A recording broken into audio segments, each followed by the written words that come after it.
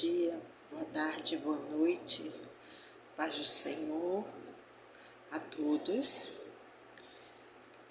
Mais um dia aqui, fazendo mais uma reflexão, para que nós possamos, cada dia mais, nos apropriar da palavra do Senhor e saber que ela é verdadeira e é muito preciosa. Eu vou ler aqui em Marcos, no capítulo 4, a partir do versículo 35. E naquele dia, sendo já tarde, disse-lhes: passemos para outra banda. E eles, deixando a multidão, o levaram consigo, assim como estava no barco, e havia também com ele outros barquinhos. Levantou-se grande temporal de vento, e subiam as ondas por cima do barco, de maneira que se enchia, e ele estava na popa, dormindo, sobre uma almofada. E despertaram-no, dizendo-lhe: Mestre, não se te dá que pereçamos? E ele, despertando, repreendeu o vento e disse ao mar: cala-te, aquieta-te. E o vento se aquietou e houve grande bonança. Palavra maravilhosa. Nós sabemos que neste contexto que fala sobre de Jesus acalmar a fúria do mar, talvez fosse porque ele estava indo para Gadara, e ele chegando em Gadara, ele iria expulsar o demônio daquele gadareno. A Bíblia não fala o nome dele, não diz quem é, só fala que era um endemoniado gadareno, um homem que vivia nos cemitérios, que vivia atacando as pessoas, era acorrentado, mas ele quebrava os grilhões, quebrava as correntes, com uma força descomunal, uma força dada mesmo pelo inimigo das nossas almas. Mas naquele dia, quando Jesus resolveu passar para o outro lado, o mar se agitou, houve uma tempestade e os discípulos, com medo, acordaram. Jesus estava dormindo na polpa do barco. Se Jesus está no seu barco, se aquiete. Eu sei que não é fácil. As lutas vêm, nós ficamos sem saber como vamos fazer, por olhar às vezes só para o nosso problema. Naquele momento, o mar estava revolto e os discípulos, eles olharam só para a tempestade que estava abalando o barco, que podia virar e eles podiam morrer ali naquela tempestade. Mas eles esqueceram que Jesus estava no barco, porque talvez se eles conhecessem a Jesus como, sabendo que ele é grande e poderoso, que ele estando no seu barco, ele estando com eles, nada de mal lhe aconteceria. Nada de mal ia acontecer.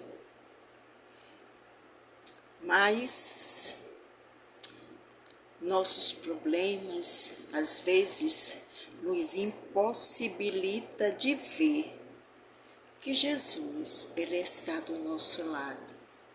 Que o Espírito Santo, ele está nos acolhendo, está dando uma resposta, está orientando em algum sentido, porque existe às vezes tempestade que nós passamos porque nós procuramos a tempestade. Nossas escolhas às vezes nos traz tempestade nas nossas vidas. É como se nós estivéssemos num barco à deriva, porque nós procuramos. As nossas escolhas nos fez chegarmos até a este ponto. Mas Jesus, ele é misericordioso. Todos os profetas, os reis, todos eles fizeram coisas ruins, né? Fizeram coisas erradas. Saul era um homem muito bom, um homem muito bonito, mas ele deixou que a inveja corroesse o seu coração. Ele era uma pessoa que ele queria agir antes que fosse dada o veredito, né? Ele queria agir porque ele achava que tinha que agradar aos outros. E assim ele fez coisas erradas, até que Deus falou para Samuel e disse que não orasse mais por ele. Até quando? Até quando tu vais pedir por Saul? Se eu já o rejeitei. Davi foi um homem, né? Um homem que era um homem que era justo, um homem que era temente a Deus, um homem que era de acordo com o coração de Deus. Deus amava a Davi, mas isso não impediu dele pecar. Ele adulterou,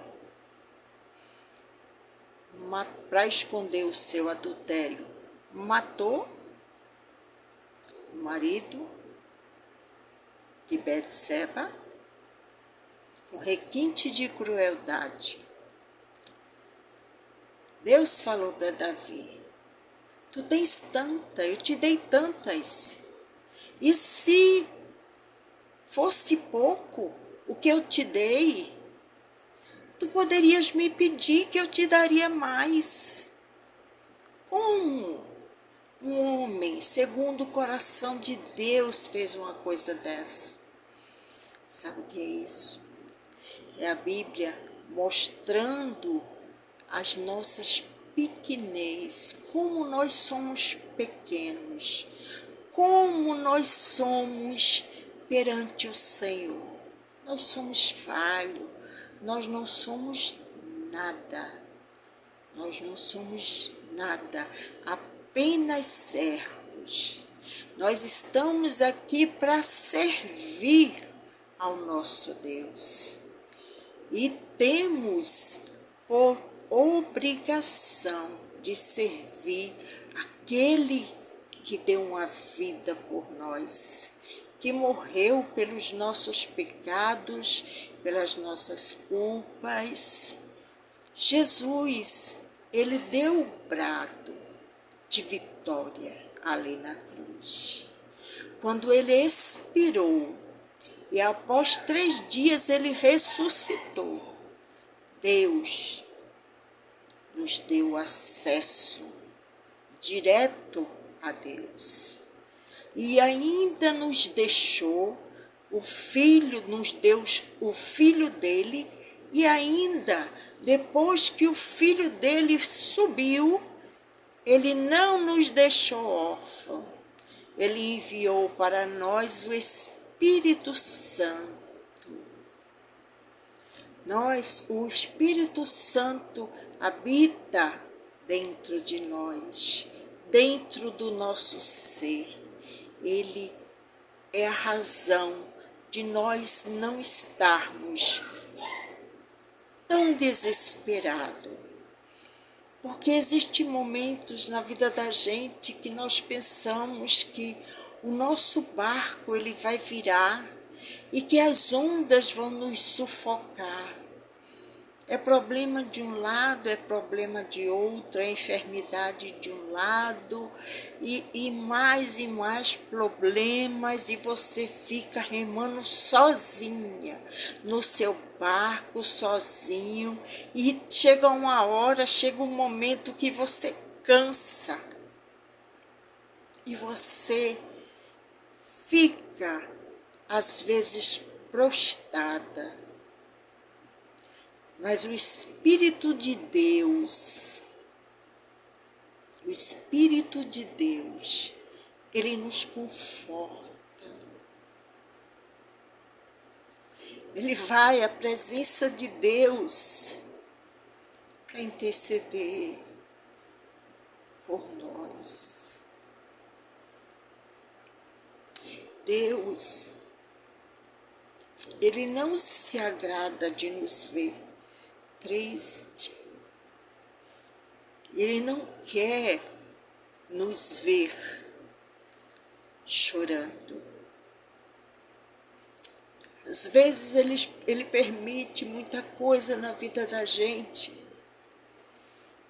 para que nós possamos ajudar os outros que estão passando ou que passaram pelo mesmo processo que você está vivendo. Não é fácil, é muito difícil reconhecer a grandeza e a majestade de Deus. Para quem está lá no mundo, é muito difícil reconhecer isso. Tem pessoas que falam em Deus, mas não tem aquela comunhão com Deus. Não acreditam realmente, não põem a sua confiança no Deus que está falando naquele momento. No momento da perturbação, no momento que você nunca lembra de Deus, mas naquele momento difícil que você está, aí você diz, meu Deus, me ajude. E às vezes você ainda culpa Deus pelo que você está passando. Deus, ele não tem culpa das coisas que você passa. E tem coisas que você passa que são consequência dos atos que você já fez em sua vida, em algo que você já fez. Mas existem coisas que Deus permite que você passe, para que você tenha experiência, para que você se achegue mais a Ele. Os tempos são difíceis. E se nós agora, neste momento, não procurarmos a face do Senhor, estaremos perdidos. Porque virão coisas nesta terra que só Deus para nos ajudar. Só Ele pode reverter o processo que vai surgir por esses dias. Deus ele tem avisado pelos seus profetas. Deus tem falado para o povo. E muitos estão ainda sem crer. Então, quando o seu barquinho estiver lá, nas ondas, bate de um lado, bate de outro, alguém fala de você aqui, outros falam de você lá, outros te defendem e você fica naquela situação. Mas Deus está no teu barco. Deus está no teu barco. E se Jesus está no teu barco, não há motivos para você chorar. Não há motivos para você pensar que Ele não pode fazer. Ele tanto pode fazer como faz. Ele é o nosso Deus, Ele é o general de guerra, Ele é o Jeová Jireh, nosso Deus e nosso Pai. Deus sabe todas as tuas necessidades e Ele vai suprir todas elas.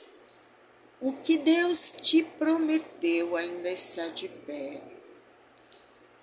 Deus não é o homem para que minta, nem o filho do homem para que se arrependa. Aquilo que Ele prometeu, Ele vai fazer. Então somente espera porque Deus tem o melhor para a tua vida. Este processo que você está passando vai ter um fim. Tudo passa. Tudo em nossas vidas passa. Tudo é passageiro. Então que você possa estar com Deus, sentir a presença de Deus na sua vida, saber que Ele é Senhor e Ele é o Deus poderoso, Criador do céu e da terra e de tudo que nele há. Que Deus nos abençoe, nos dê uma noite, uma madrugada abençoada, que você possa refletir nessa palavra e que você possa tirar desta palavra coisas boas para a sua vida.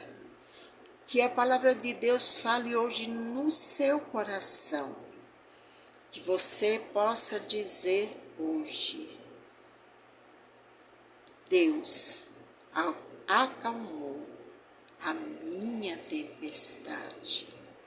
A tempestade que estava afligindo o meu ser, o Senhor acalmou.